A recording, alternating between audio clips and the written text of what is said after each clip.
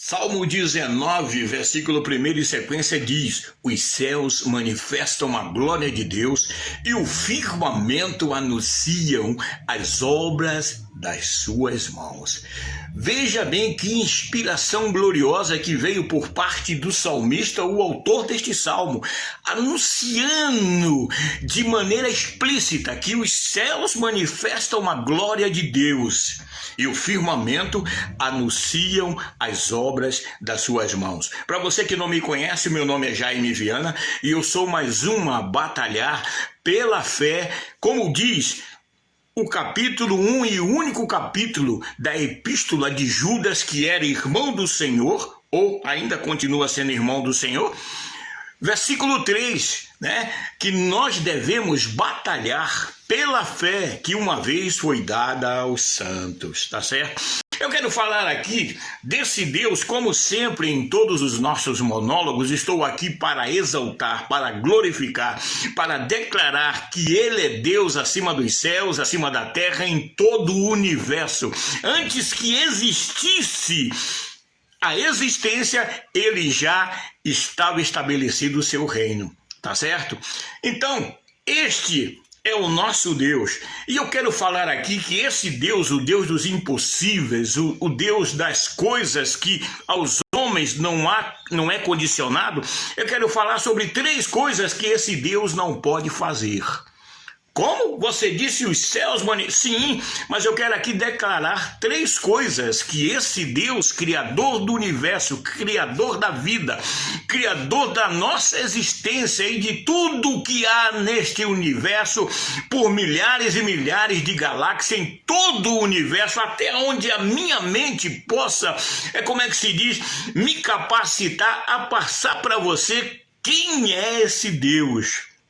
Mesmo assim, vai ser como se eu estivesse mostrando a ponta do iceberg. É como diz Deuteronômio 29, 29, que as coisas reveladas são para nós e os nossos filhos, e as encobertas somente o Senhor vai nos revelar naquele grande dia. Amém? Então eu quero falar aqui sobre 3 coisas que Deus não pode fazer. A primeira delas está relatada, está descrita na própria Bíblia, como todas as outras coisas. Talvez você diga, mas que heresia é essa? Como é que Deus não pode fazer? Pera lá, se você tiver paciência, se você tiver coragem, você vai ficar até o fim deste monólogo e você vai entender que existem 3 coisas que Deus não pode fazer. A primeira delas é o seguinte: Deus não é mentiroso. Deus não pode mentir. Como é que é? Deus não pode mentir. Aonde que está escrito isso? Pega lá Tito, capítulo 1 de Tito, versículo 2, no qual Deus que não pode mentir. Por quê? Porque como Jesus disse no Evangelho de João, capítulo 14, versículo 6, eu sou o caminho, eu sou a verdade, eu sou a vida, e ninguém vem ao Pai a não ser por mim. Jesus estava tomando para si a responsabilidade de ser o caminho que nos leva novamente a reencontrarmos com Deus, Criador, Senhor do Universo. Ele é a verdade, porque nele não há mentira, enquanto que em João 8,44 diz quem é o pai da mentira.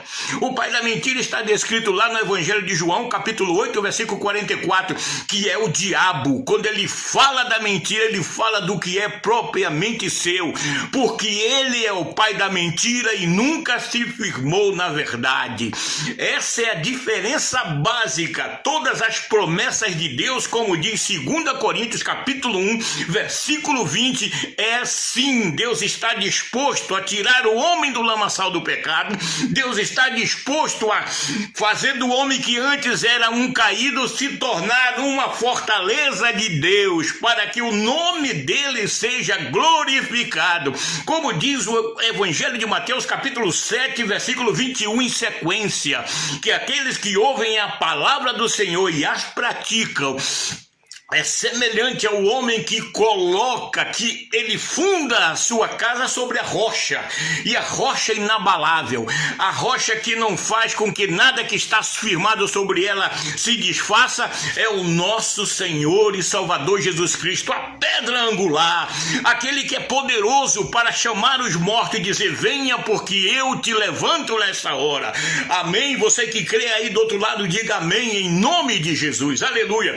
Esse é o primeira coisa que Deus não pode fazer, baseado na epístola de Paulo a Tito, capítulo 1, versículo 2. Deus que não pode mentir, as suas promessas são verdadeiras. Se você até aqui tem batido em tantas portas e não tem conseguido ter a paz que você tanto procura, dá uma olhadinha no Evangelho de Mateus, capítulo 11, versículo 28, Jesus convidando ainda hoje, em pleno século 21, vinde a mim todos vós que estáis cansados e oprimidos. Não importa, eu quero acrescentar aqui, não importa o problema, não importa a luta, não importa a dificuldade, não importa o que você está passando, eu estou convidando você neste momento a acreditar no sobrenatural, a acreditar não em Pedro, em Paulo, em João, em Tiago, em santos, mas acreditar no autor e o consumador da nossa fé, aquele que nos ama, como diz Apocalipse capítulo 1, versículo 5, e no seu sangue nos lavou de todos os nossos pecados. Aleluia. Então essa é a primeira coisa que Deus não pode fazer, porque Ele é a verdade. Jesus disse, eu volto aqui a enfatizar o que está escrito no Evangelho de João, capítulo 14, versículo 6, eu sou o caminho, eu sou a verdade, eu sou a vida, e ninguém vai ao Pai a não ser por Jesus Cristo, ou seja, não existe atalhos. Você quer ter um encontro com Jesus? A hora é agora. Volte-se para Ele, volte-se para o autor e o consumador da fé, o doador da vida, aquele que é poderoso para te livrar da condenação eterna. A segunda coisa que Deus não pode fazer, você então já concorda comigo, baseado no que a Bíblia diz, que Deus não pode mentir.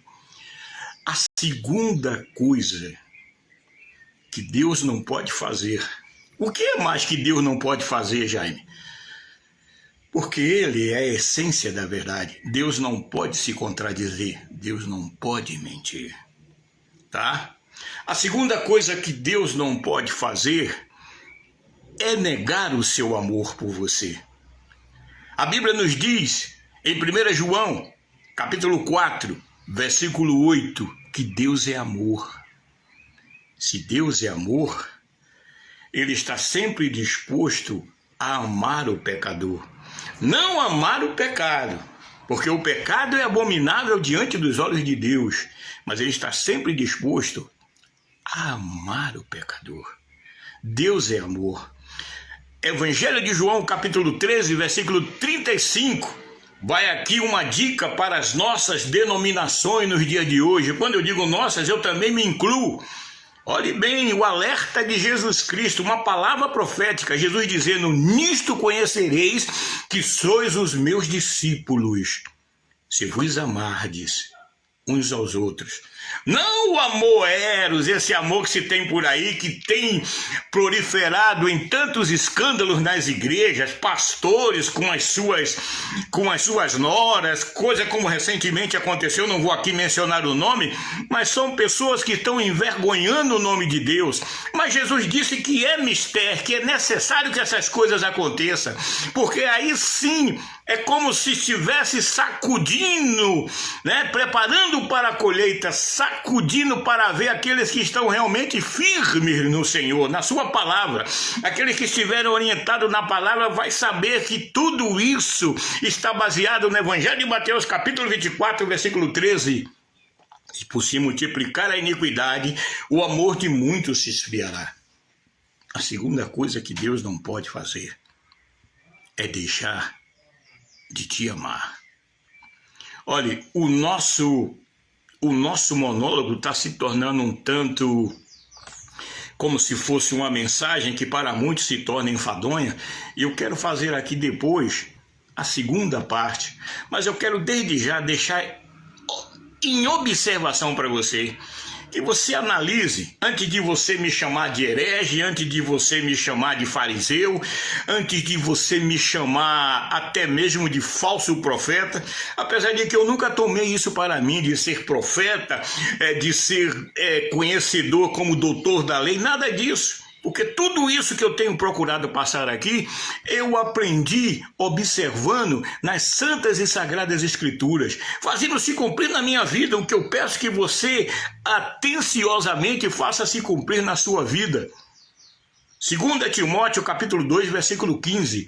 Procura apresentar-te a Deus como